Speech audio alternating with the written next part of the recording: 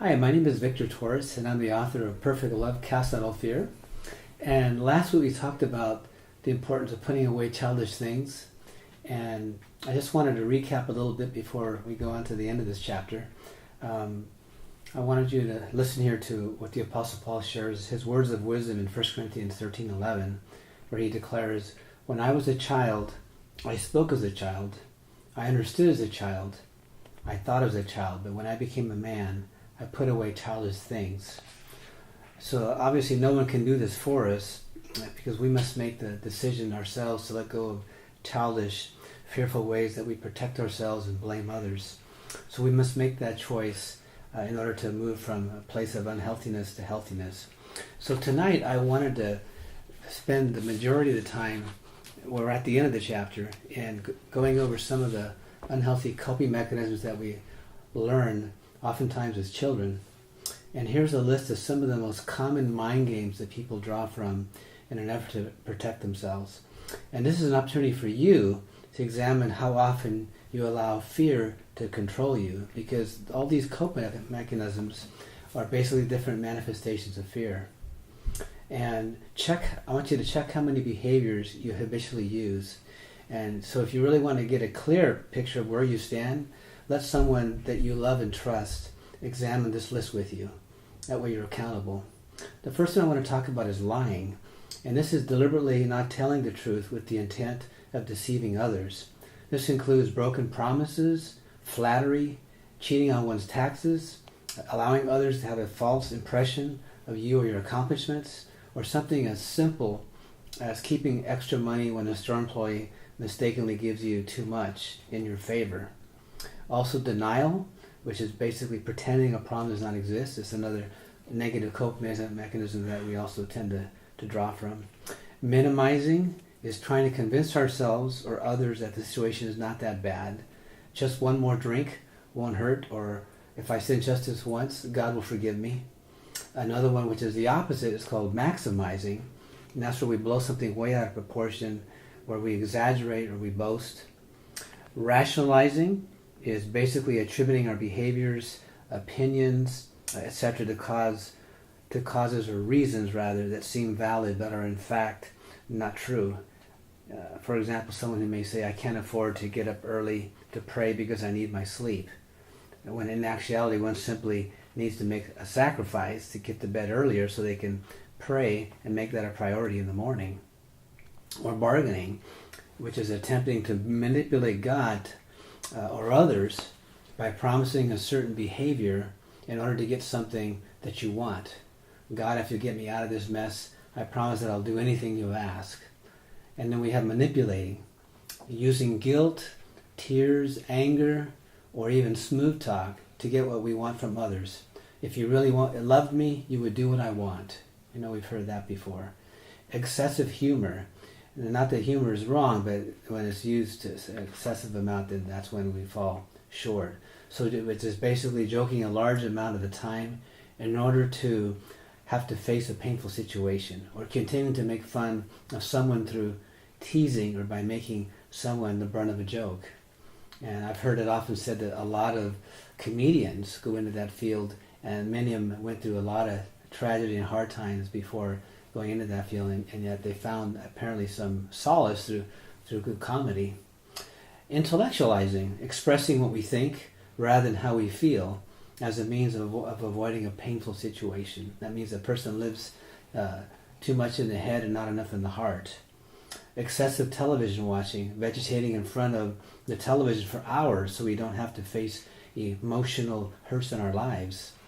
Or tuning others out, or in other words withdrawing, where we choose to ignore others when we're not interested in them, or are bored, or don't want to listen to what they have to say. Another one is self-punishment, abusing ourselves by refusing to do things which are necessary for good, physical or mental health, or by negative self-talk. Example, "I don't deserve to be happy, so I won't eat," or "I'm a failure, I'll never amount to anything good."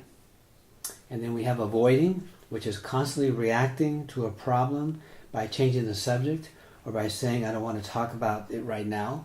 This is similar to denial, but avoiding includes going out of one's way, or can include that, And in other words, if you're trying to avoid seeing someone who maybe who hurt you, or who maybe you have a conflict with that's unresolved. And we have defensiveness, which is reacting sharply and aggressively when confronted by someone. What do you mean I have a problem with my temper? Or excessive sarcasm, using sneering or cutting remarks the majority of the time to express the opposite of what we mean. Or saying that we don't care, which is choosing not to openly admit that we care about a person or a topic in order to protect our feelings. An example, I don't care whether my dad says that he loves me or not. I don't need him, when in fact you do need him. Or giving someone the silent treatment, refusing to speak with someone when we're upset with a certain individual as a result of unresolved anger or fear, or a desire for revenge. And so this is a way that we manipulate or control others or punish them. And then we have catastrophizing, which is constantly imagining that the worst possible thing is going to happen in a specific situation, and yet research proves that 95% of what we worry about never comes true, and at the same time, 95% of what happens to us in our lives we have no control over. So knowing that, we would save ourselves a lot of time by not giving into that negative coping mechanism. Worrying basically is feeling uneasy, anxious, or tormenting ourselves with disturbing thoughts about a situation over which we have no control. A form of fear which shows that we're afraid that circumstances won't turn out the way that we want them to. So this person is either living in the past by worrying about the consequences that might happen based on past failure, or what may happen in the future, and of course he has no control over that either. Laziness, avoiding work and responsibilities, which is a form of denial that includes procrastination, complacency, and sometimes a fear that one won't measure up to someone else's expectations. And then we have busyness, which is being overly caught up in one's job, church, or leisure activities in order to avoid having to face emotional pain. And this is another form of denial which manifests itself through refusal to be alone or to have time for quiet contemplation. And then we have being critical and negative, continually criticizing or putting others down by pointing out their faults in an attempt to make ourselves look better. And then we have making excuses, which is constantly justifying failures instead of admitting our mistakes.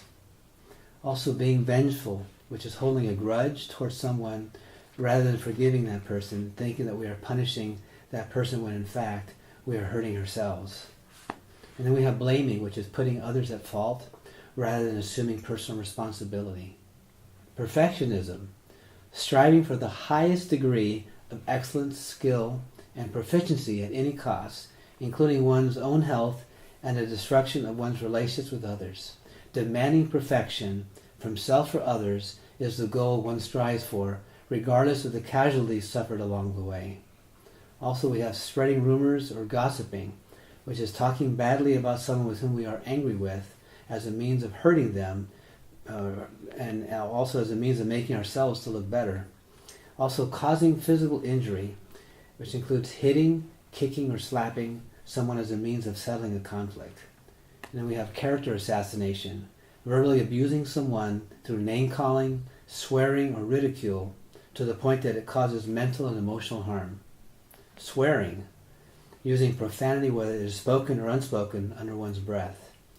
Also putting on a mask, pretending to be something or someone that we're really not. So in other words, putting on a happy smile, a happy face when we're really feeling sad or upset, or saying we feel fine when we really don't feel fine. And also condescending, talking down to others or patronizing to making others look inferior. Also intellectual assassination or superiority is using elitist vocabulary, in other words, big, high-sounding words to make others look inferior in comparison to us. And then we have dabbling in the occult, which is using the occult, such as tarot cards, channeling, Ouija boards, astrology, etc., as a means to gain control of circumstances or of others. And also some of the more destructive survival behaviors include smoking, substance abuse, and eating disorders. Other deviant disorders include promiscuity, pornography, stealing, and suicidal ideation. Many people also join gangs or cults in an effort to cope and find an alternative family system when they feel that the Lord and or their families have failed to accept them.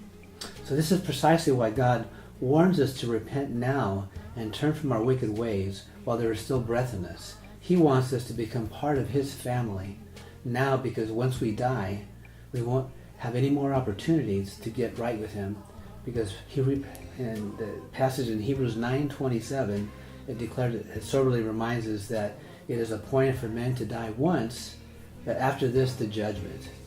So if you've been honest with yourself, and you've also checked many of the above behaviors, don't despair. Jesus is able to deliver you from every one of them. In fact, you've already taken the first step to freedom. You've acknowledged your sin. So congratulations, my friend. God highly values your honesty. So I thank you guys for tuning in to watch, and we'll be going into the next chapter next time we meet. Have a great evening. God bless you.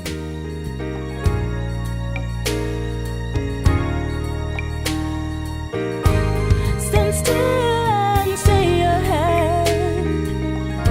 Yeah, yeah, yeah, yeah. Don't you give up, don't you give up.